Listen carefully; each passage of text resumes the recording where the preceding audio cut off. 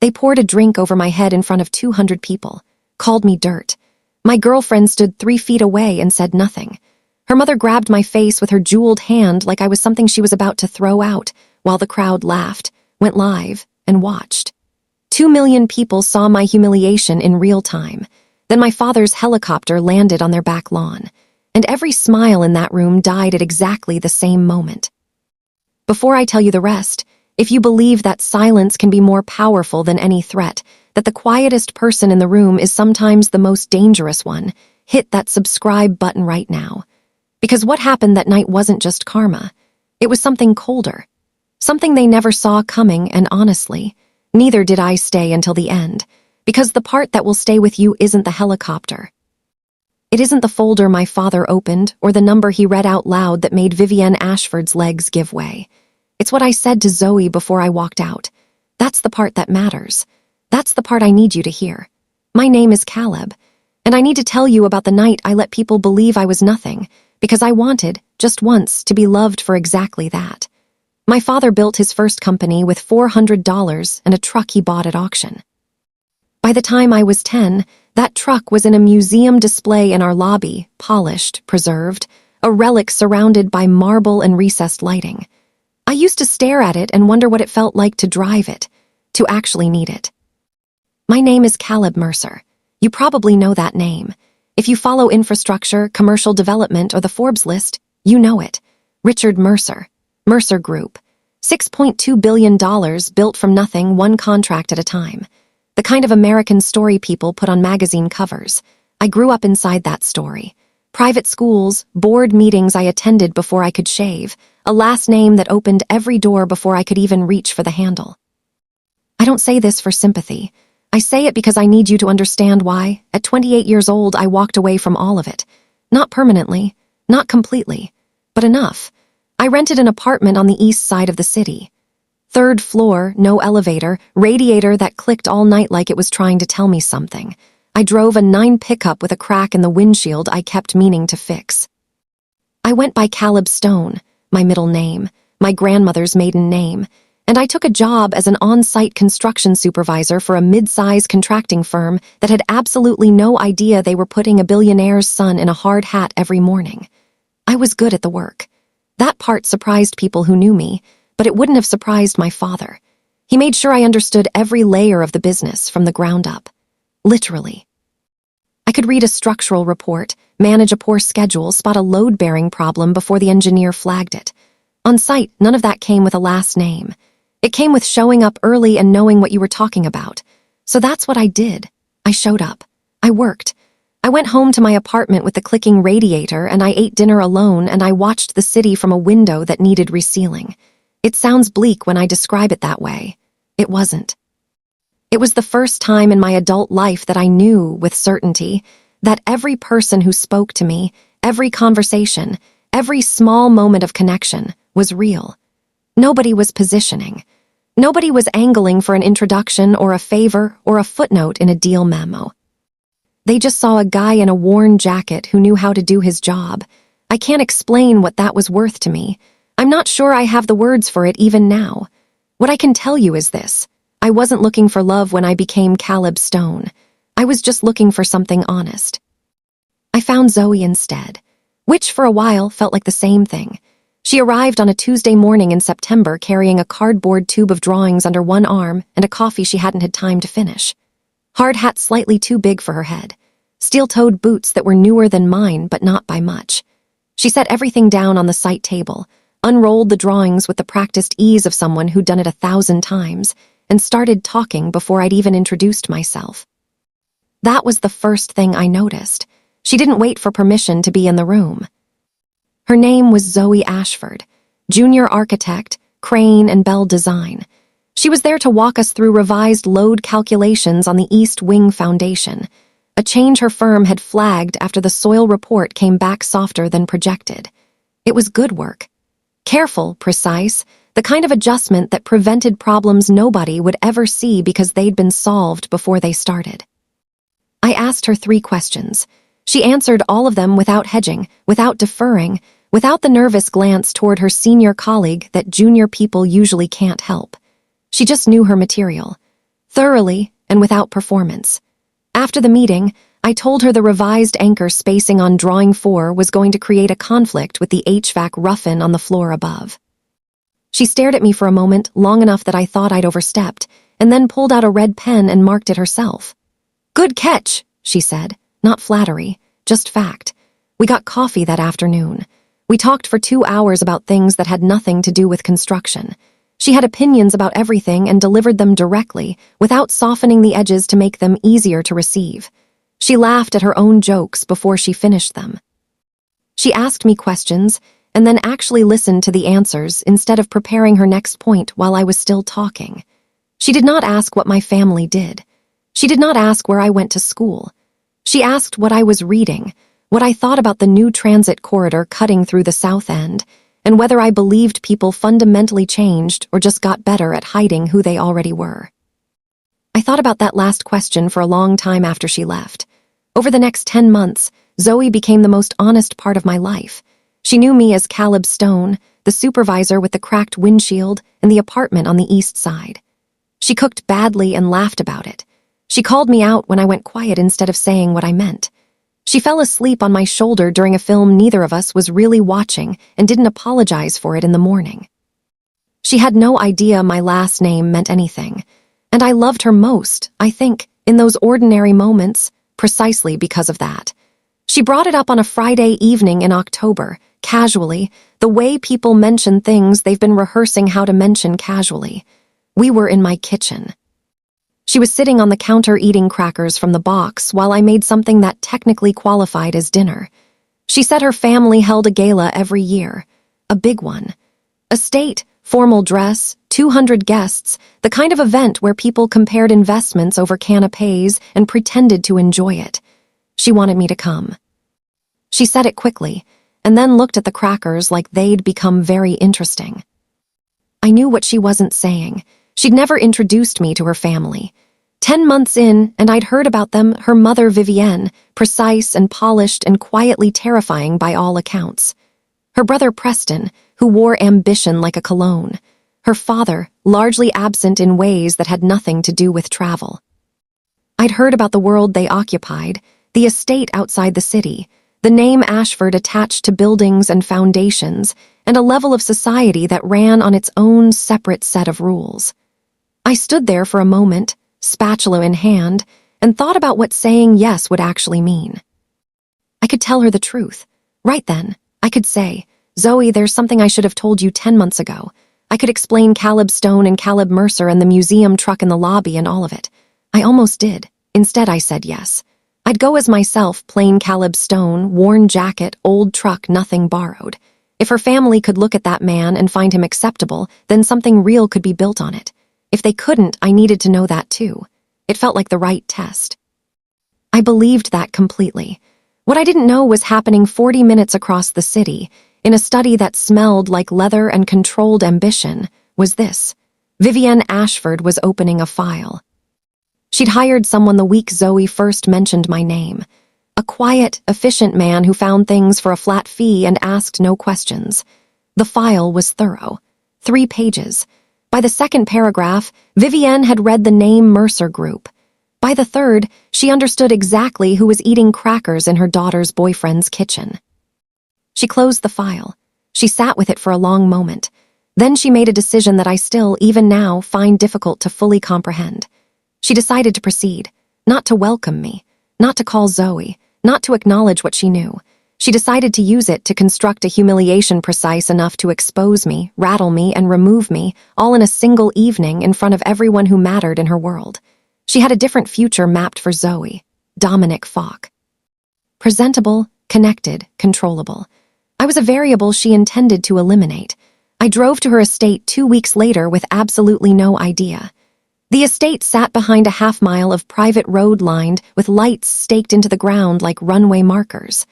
I drove it in my truck, past a row of valets who watched me pull up with the particular stillness of people trying not to react. One of them reached for my door handle with the careful expression of a man who had been trained to treat every vehicle with equal courtesy and was currently being tested on that training. I thanked him. He nodded once and didn't quite meet my eyes. The house was enormous in the way that certain houses are not just large, but constructed to communicate largeness. Glass and pale stone, light pouring from every surface, the kind of architecture that says we have nothing to hide while hiding everything behind perfect illumination. Through the floor-to-ceiling windows, I could see the ballroom already full. 200 people in black tie, moving slowly, the way people move when they want to be observed moving. I was wearing dark jeans, clean boots, and a jacket that had seen better years. I'd considered dressing up. I'd decided against it. If I was being tested, and some part of me already sensed that I wasn't going to take the test in a costume. Zoe met me at the entrance. She looked beautiful in a way that made the rest of the room briefly irrelevant, and when she saw me, she smiled, genuinely, warmly, and then her eyes moved to my jacket and something flickered across her face. Not embarrassment exactly, something more like bracing. She took my hand, and we walked in together. The stares were immediate and unhurried. People looked the way people look when they've been given permission to look, openly, with assessment rather than curiosity. I caught it all and said nothing. I'd been in enough rooms to know when I was being read. Vivienne found us within 90 seconds. She was exactly as Zoe had described, immaculate, composed, the kind of woman who moved through a room like she designed it specifically for that purpose. Purple gown, pearls at her throat, a smile that arrived before her warmth did and stayed after it left. She kissed Zoe's cheek, then turned to me with an expression so perfectly calibrated to graciousness that only someone paying close attention would have caught the coldness underneath it. "Caleb," she said, as though my name were a minor curiosity. "We've heard so much about you." I shook her hand and told her the evening was beautiful. She accepted the compliment the way you accept something you already knew. Then I saw Dominic. He was positioned at the edge of the room near the bar, well-dressed, easy in his posture, already watching me. He smiled when our eyes met, the kind of smile that isn't friendly, the kind that says, "I know something you don't." I looked at him, looked at Vivienne, looked at the room full of phones and diamonds and careful positioning. I understood exactly where I was. I stayed anyway. It started with comments. Vivienne had a gift for the kind of cruelty that arrives dressed as concern. She guided me through her own party like a docent, introducing me to people with small, precise additions that functioned as weapons. "This is Caleb, Zoe's friend from work. He's in construction. Supervision, I think." The pause before supervision was barely half a second, just long enough. People smiled at me the way you smile at something that doesn't quite belong on the shelf it's sitting on. I smiled back and said very little. By the second hour, she'd stopped being subtle. The comments came louder, timed for clusters of guests, each one calibrated to land in front of a slightly larger audience than the last. She mentioned my truck to a man who collected vintage Porsches. She asked, with theatrical delicacy, whether my apartment was in that part of the east side, the one near the overpass. She wondered aloud, to no one in particular, how Zoe and I had met. A job site, was it? How earthy. People laughed. Softly at first, then less softly. Phones appeared. I stood still through all of it, not because I was afraid, not because I had no answer, but because I understood with complete clarity that this performance wasn't really about me. It was about Zoe. It was designed to make Zoe ashamed, to make her look at me through her mother's framing and see something lesser. Every insult was aimed at me and intended for her. So I stood still, and I watched Vivienne grow confused by it. She had expected something. Defensiveness, maybe. Anger she could use. Instead, I gave her nothing, and nothing, it turned out, was the one thing she didn't know how to perform against. Preston arrived at the point when his mother's momentum needed reinforcing. Zoe's brother, broad-shouldered, 3 drinks in, wearing his entitlement like a second jacket. He said something I won't repeat, something about the smell of job sites, and then he turned and put his drink into my chest. Deliberately, slowly, watching my face the entire time. The room went very quiet. I looked down at my jacket, then back up at him. I didn't move. That was when Dominic stepped in, not to stop anything, but to escalate it. He put both hands on my shoulders and shoved me hard into the edge of a side table. Glass shifted. Something fell. The crowd pulled back in that instinctive way crowds do, creating space, creating a stage, reaching for their phones. Zoe said my name. Once. I found her face in the room.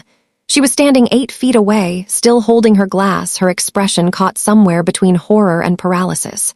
I looked at her for a long moment, giving her time, giving her the chance to move, to speak, to take one single step toward me. She didn't. And Vivienne, watching all of it, smiled for the first time all evening, like something was finally going according to plan. I want to be precise about what happened next, because it matters. Not Vivienne's smile, not the people filming, not the wet patch spreading across my jacket or the sound of Dominic straightening his cuffs behind me like he'd just completed a task. None of that is what I carry from that night. What I carry is 3 seconds. Zoe and I had been together for 10 months. I knew her the way you know someone when you've paid attention, not just to the things they say, but to the things they do when they think no one is watching. I knew that she bit the inside of her cheek when she was angry and didn't want to show it. I knew she was braver in private than she believed herself to be. I knew that she had, on 4 separate occasions, told me in different ways that she hated how much her mother's opinion still controlled her, that she was working on it, that she was trying. I believed her. That's important. I believed her completely. So when I found her face across that room, I wasn't looking for a rescue. I wasn't asking her to fight Vivienne or make a scene or choose me loudly in front of 200 people with phones raised. I was asking for something much smaller than that. A step. A word. Her name for mine, the way I'd said hers once, clearly, without hesitation. 1 second. She looked at me. I could see everything moving behind her eyes, the conflict, the fear, the wanting to, the calculating of cost. I recognized it all. I understood it. I have never blamed her for the fear itself. 2 seconds. Her eyes moved to her mother. Just briefly. Just a glance. But I saw it, the checking, the measuring, the old and deeply worn habit of a woman who had spent her whole life reading that particular face for permission. 3 seconds. And then the moment passed. Zoe looked back at me with something that might have been an apology already forming, and I understood that the apology was going to come later, in private, with good reasons attached to it, and that she believed the good reasons would be enough. Something closed in me, quietly and completely, like a door easing shut in a still room. It wasn't anger. I want to be clear about that, too. It wasn't betrayal in the sharp, dramatic sense. It was something slower and more final, the particular grief of seeing someone you love clearly, perhaps for the first time, and understanding that the person you saw and the person standing in front of you are not quite the same. I had spent a year of my life trying to find something honest. I thought I had found it in her. I looked at Zoe for one more moment, at the woman I had genuinely, completely loved, and then I looked away. And I let the room be quiet around me, and I waited for whatever came next. I heard it before anyone else did. A low frequency first, less a sound than a pressure change, the kind you feel in your chest before your ears register it. I knew what it was immediately. I had grown up with that sound. It meant my father was moving, which meant someone had made a phone call I hadn't made myself. Marcus. My father's head of security, who had been outside in a car all evening without my knowledge, without my permission, because my father had quietly insisted on it, and Marcus had quietly complied, the way he'd been complying with my father's quiet insistences for 23 years. I hadn't known. I would have argued against it if I had, but standing in that room with a wet jacket and the aftertaste of the last 10 minutes still in my mouth, I found I didn't have much argument left in me. The rest of the room heard it a few seconds later. Vivienne noticed first among the guests, a slight tightening around her eyes, an irritated upward glance, the expression of a woman whose carefully orchestrated evening was being interrupted by an external variable. Then the glass wall began to glow. Slowly, then all at once, white light sweeping across the lawn in a wide arc as the helicopter came in low and settled onto the grass with the unhurried precision of something that lands wherever it wants to. The ballroom went silent in the complete way that rooms only go silent when something has happened that no one has a script for. 200 people turned toward the glass. The rotors were still turning when the door opened. My father walked across the lawn alone. He'd sent the others back. I learned this later. Just him, crossing the wet grass in a suit that cost more than most of the cars parked out front, moving at the pace of a man who has never once needed to hurry to make an entrance because he understood that pace itself was the entrance. He came through the glass doors, and the room parted for him without anyone deciding to part. It simply happened. The way crowds respond to a particular quality of presence, the kind that doesn't announce itself and doesn't need to. He didn't look at Vivienne. He didn't look at Dominic or Preston or the 200 people with their phones still raised. He crossed the room and he looked at me, only at me, with an expression I had seen exactly twice before in my life. Both times I had been hurt. Both times he had said nothing and done everything. He stopped in front of me.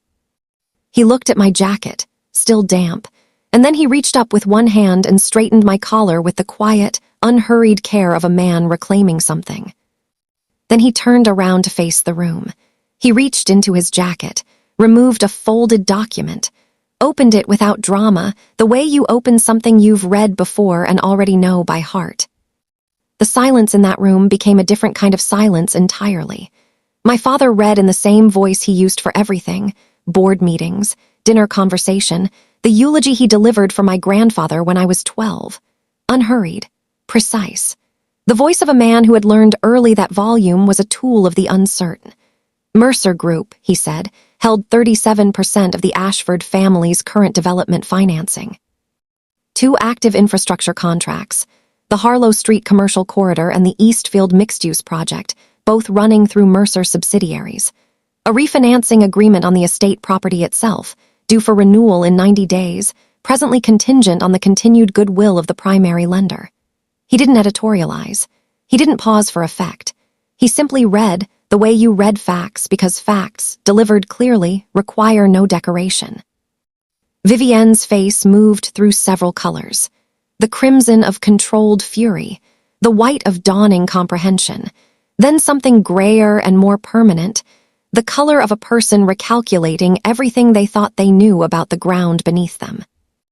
Dominic was gone before my father finished the second paragraph. I watched him move toward the bar in my peripheral vision, then past it, then through a side door that closed quietly behind him. Preston stood with his phone in both hands, screen lit, fingers not moving, a man trying to call someone and not yet able to decide who. The crowd didn't move. 200 people completely still, phones lowered now, the filming forgotten. My father folded the document and returned it to his jacket. He didn't say anything else. He had said exactly enough, and he knew it, and he stepped back because what came next belonged to me. I looked at Vivienne for a moment. She was watching me with an expression I hadn't seen on her face all evening, uncertainty, genuine and unperformed. I had nothing to say to her. Everything that needed to be said had been said in numbers, and she understood numbers. I turned to Zoe. She was still in the same place. She hadn't moved through any of it. Her glass was gone, set down somewhere, and her hands were at her sides and her eyes were wet, and she was looking at me the way people look when they are hoping the next thing said will make the last 10 minutes mean something different. I spoke quietly enough that only she could hear.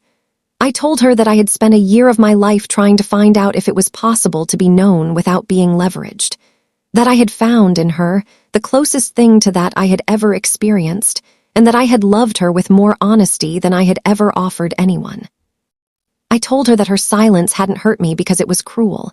It hurt because she was capable of more, because I had seen her be more in private 100 times. I told her I hoped she found her way to that version of herself. Then I said her name once, just her name, just Zoe, quietly, and I walked toward the door. The refinancing notice went out 11 days later. Mercer Group would not be renewing. The Ashford estate property, the Harlow Street corridor, the Eastfield project, all of it entered a kind of suspended uncertainty that the family's remaining financial partners were not interested in waiting out. 2 of them withdrew within the week. A third followed quietly at the end of the month. Preston resigned from the family board before the second withdrawal.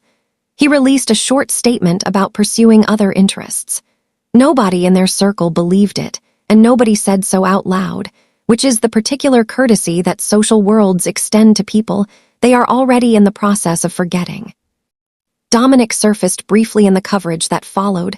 There was coverage, because there is always coverage now, because someone in that ballroom had been filming from the beginning, and the internet has its own sense of justice and its own timeline for delivering it. What came out, through the comments, And then through a more deliberate investigation by someone with access to Vivienne's correspondence, was that Dominic had known. He had been told who I was before the evening began.